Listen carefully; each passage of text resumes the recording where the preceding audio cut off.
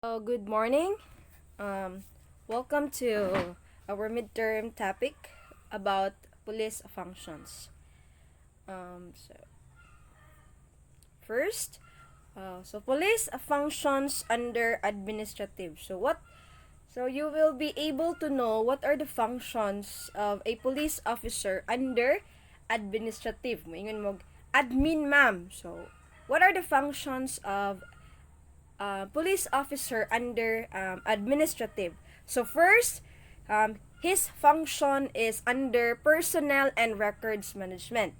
So he studies and serve information pertaining to the personnel activities of the command, furnish, estimate, advice, and analysis to the commander on personnel matters, um, prepare personnel plans and projections, translate decisions into directive concerning personnel information, and movement or deployment of elements, or the command and recommends changes in plans, policies, and orders to ensure the efficient procurement and employment of the human resources of all personnel.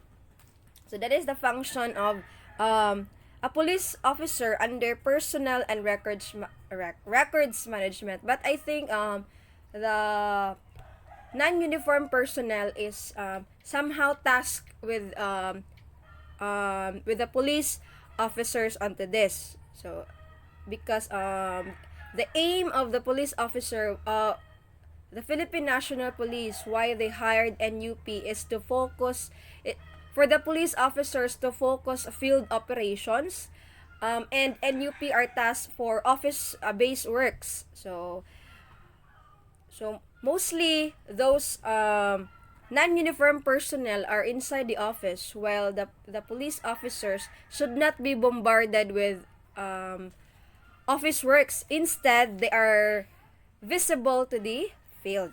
Next, logistics and supply management. So administration and management of logistics and its functional areas in support for the successful accomplishment of the PNP mission.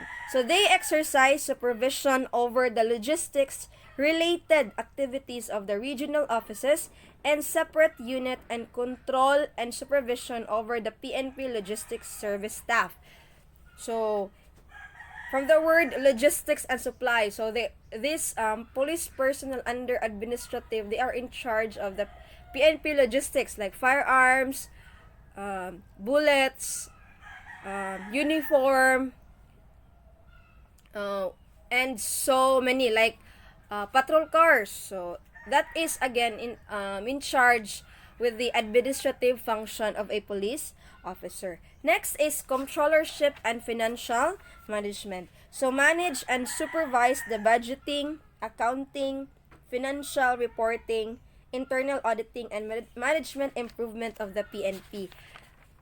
This controllership and financial management is that function can be found under the Philippine National Police Krame.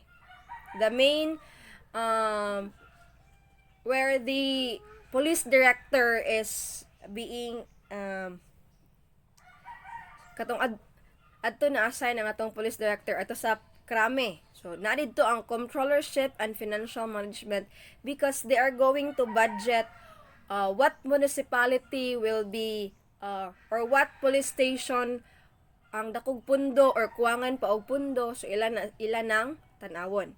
Next is planning. So one of the administrative function of a police officer is under planning. So they manage and supervise the areas of plans and programs that are beyond the immediate operational and tactical range, organization and force development, and special studies, research, and projects management. So for the improvement of a police function in the said area, so one of the function is planning. So what do you want your municipality or your AOR or your area of responsibility to accomplish in the near future?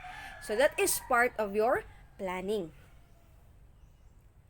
So formulate and supervise the execution and monitoring of plans and programs that are beyond the PNP National Strategic Action Plan, capability development and modernization plan, review and update existing organizational structure, and force development plan. So that is the task of planning in the administrative function of a police officer. Next, human resource and doctrine development. So they manage and supervise the formulation of policy in the planning, direction, coordination, and supervision of all matters pertaining to human resource and doctrine development. So, manage and supervise the matters pertaining to human resource and doctrine like education and training of PNP personnel and doctrines pertaining to the organization. So, by the way, this office is in charge of what are the trainings for the upcoming commission officer. So, sila ang muhatag sa training or the needed professional education for our police officers. Formulate training program and directives required to attain professionalism of PNP personnel and operational readiness of PNP units. Determine training requirements and allocate training spaces for foreign and local service schools and in civilian universities. So, human resource and doctrine development aims to professionalize police officers. So, like peacekeeping training adto sa lain nga nasod, so that office or that administrative function is under them. Next, research and development. So they this manage and supervise the areas of research and development, test and evaluation, and the administration of the command self-reliant development projects which are high value to peace and order and public safety. So they review and improve research and development, test and evaluation, and capabilities regarding weapons, transportation, and communication. So this office is in charge for research and development. So this area entails or not functions. Say for example the Interpol is requiring a training for all police officers.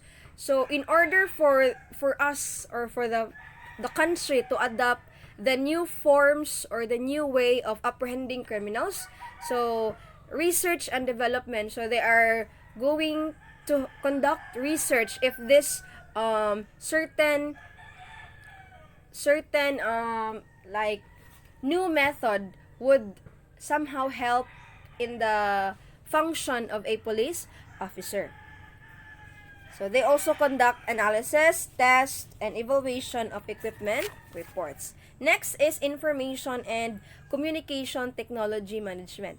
So they manage and supervise the policy formulation and managing information, electronics, and communication technology resources to promote, develop, and regulate integrated and strategic information and computer technology systems and reliable and efficient communications infrastructure in support of the PNP. So as we are into the Z generation, so everyone is using computers, everyone is using the internet to fasten our and to be able to not be burdened with too much paperwork. So ingana lang kadali, so we are adapting for new technologies. So this area or this police function is in charge of this administrative function.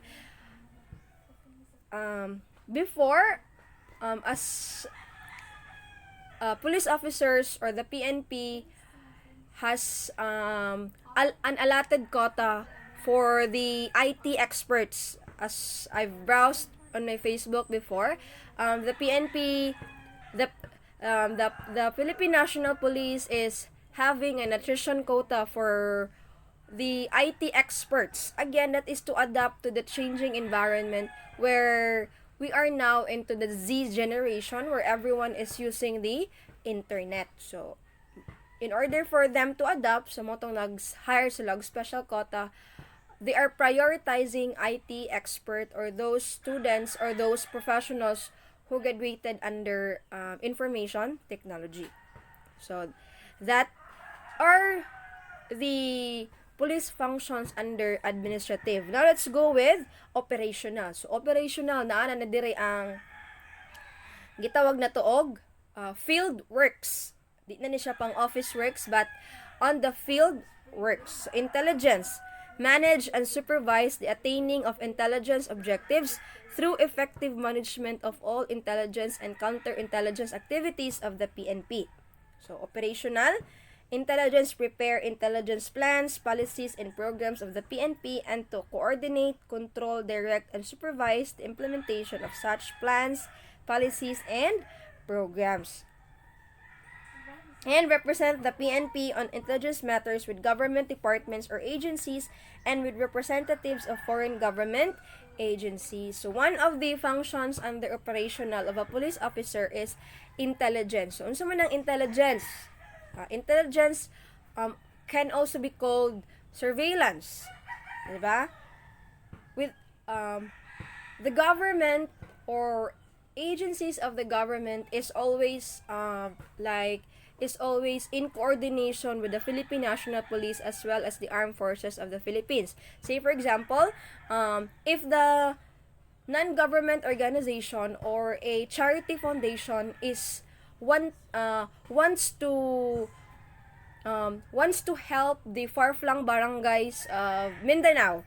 So in order for them to in order for them to reach that barangay, so they have to coordinate with the PNP, the local PNP, and the AFP.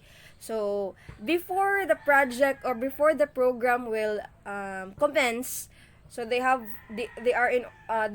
police officers will conduct intelligence operations. Why? In order for them to determine what are the possible threats if in case the program will begin. So in order to deter the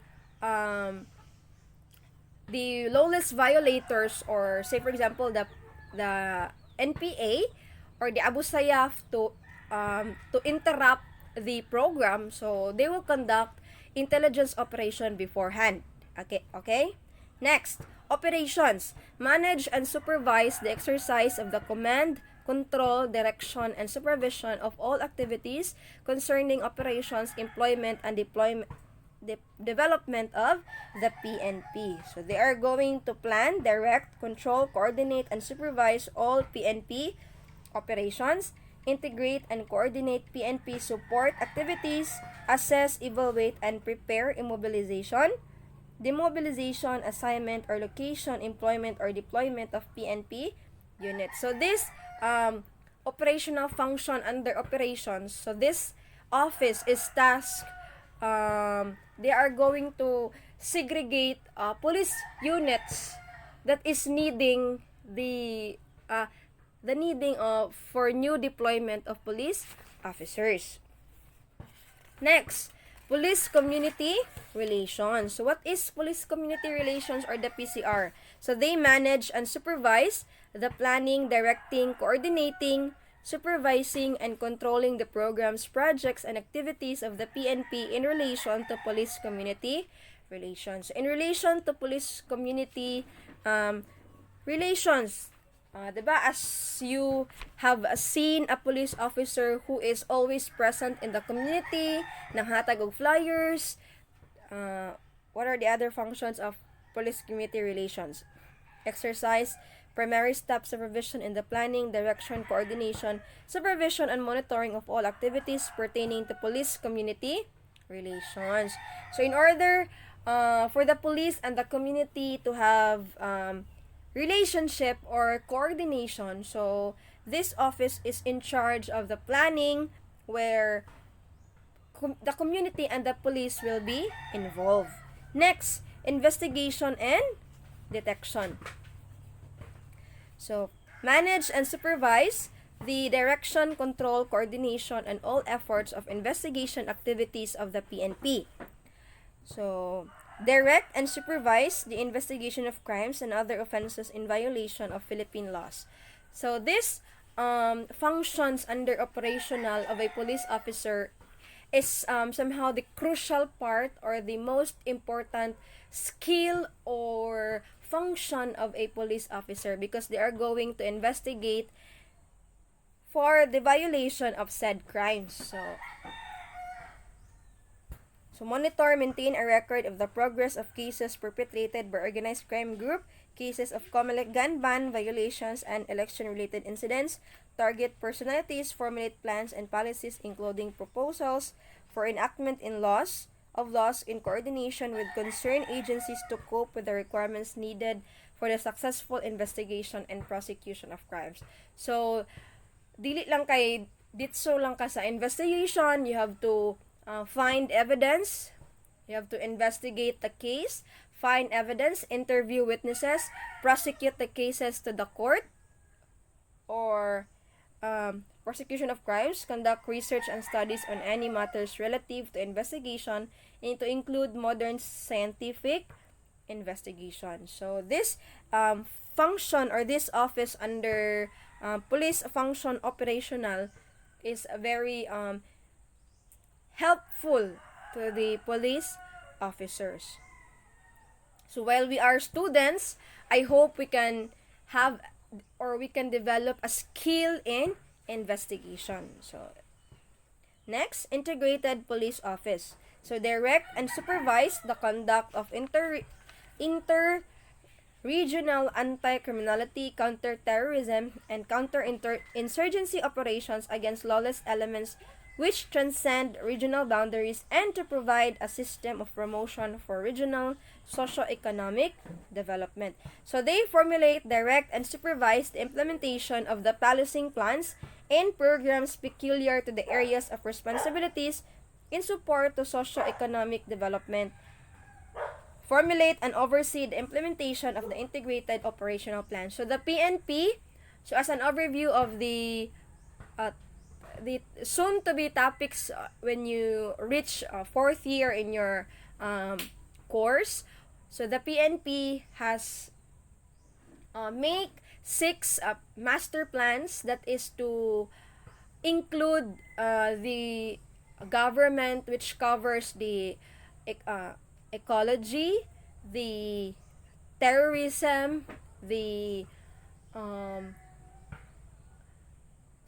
so again that the Philippine National Police formulated 6 PNP master plans again for the integrated police offices, like they are going to combat counter-terrorism, anti-criminality, the ecology. So muna siya isulod sa unom ka 6 master plans. So that ends our topic 1 for the